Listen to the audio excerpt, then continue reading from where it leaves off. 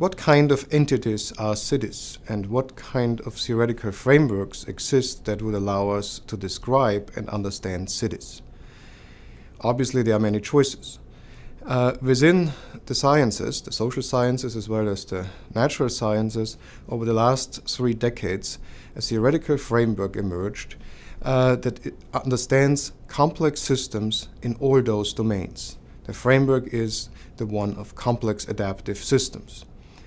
Now, what is a complex adaptive system and how does it apply to our understanding of cities?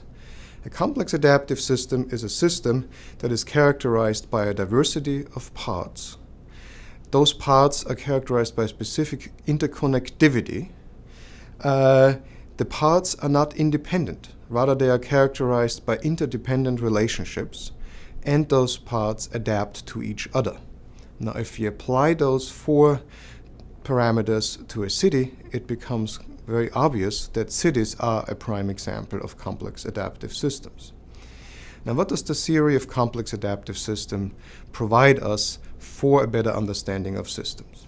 For once, we can, if we look at a city as a complex adaptive system, employ lessons that we learned from other such systems, whether those are simple bacteria, social insect colonies, complex organisms, the economy, or any kind of technological systems.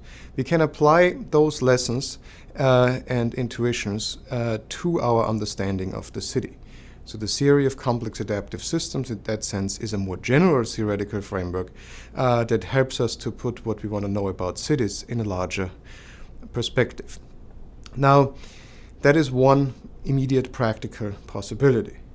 We would also like to talk about some of the elements and properties of complex adaptive systems that apply to cities.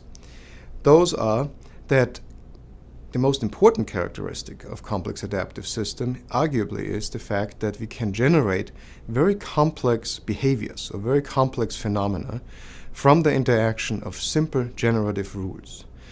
That means that the very highly nonlinear and complex properties of a city can be the result of some very simple actions of the people that live in the city.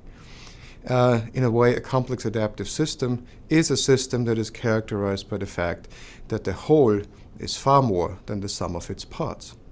So that means that in order to have the complex interactions that are characteristic for city life, not every inhabitant of the city needs to be aware of all the complexities of the system. Another emphasis on complex adaptive systems is that we focus largely also on signaling and information transfer. If you think about a city that way, it is clear that one of the major features of a city is the exchange of information, of various kinds of information. So the framework of complex adaptive system helps us focus on those particular properties of city life. Another phenomenon of complex adaptive systems is connected to the adaptive in the title. What do we mean by adaptive? There are 2 meanings of the term adaptive within complex adaptive systems. One is adaptation of the parts to each other. What that means is that in a functioning complex adaptive system, the various parts actually are coordinated. They change through time, and they change through time in such a way that their interactions become smoother, that their interactions become more coordinated. If you look at the city at large, and if you look at the comparison between different cities, we can also see that there's adaptation in a more evolutionary framework, namely that the whole complex adaptive system becomes better functioning, so that the city as such, through its various incarnation, becomes often better adapted. Now, obviously, that is not always the case. There are plenty of instances of the breakdown of those kind of adaptive behaviors in nature as well as in cities. But it also focuses our attention on one particular property. Another important phenomena of the theory of complex adaptive system is that we get emergent properties from those simple rules of interaction. Emergent properties are nothing mysterious. What they basically refer to is the fact that the interactions among individuals are not just random, rather that they take place in a particular organization. They take place in a hierarchical organization.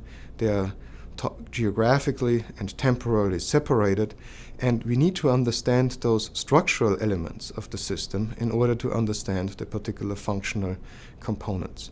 Again, the city with its different neighborhoods, with places to live, places to work, places to recreate, shows all the organizational features that are characteristic of a complex adaptive system. Now, one important phenomena of complex adaptive system, and why that theory is so fundamental to our understanding of biological phenomena, for instance, is the fact that complex adaptive systems enable us to understand the emergence of novel features. They help us to understand the emergence of innovations, for instance. Now, cities obviously have been called centers of innovation, and many people are thinking about what exactly it is that enables a city to be a hub for innovation. Now, if we compare complex adaptive systems, cities and biological organisms, for instance, what we then see is that within biological systems, new features more often happen not because we have, for instance, a new gene or any kind of new factor, but rather through the recombination and different regulation of already existing genes or existing pieces of information. In the same way, we can look at the city with all the various components that means also people and ideas that live within a city, as an innovation hub, because it facilitates different types of recombinations and regulations of novel ideas. So in that sense, we also provide an understanding of why cities are a preferred locus for innovation. And the theory of complex adaptive systems helps us to place this in a much larger framework. Finally, the theory of complex adaptive systems also points to the fact that since we are dealing with nonlinear interactions among the parts, there are unpredictable events in the future of those systems.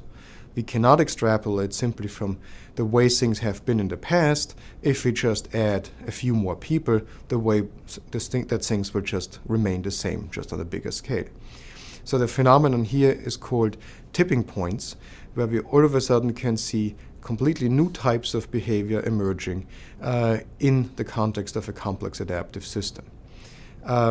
We can apply that to the fact that cities can lead to dramatic changes in the political system, in the economical system, as innovations, all of that often seen as positive, but also the whole dysfunctionalities of cities can be understood within this framework of complex adaptive systems.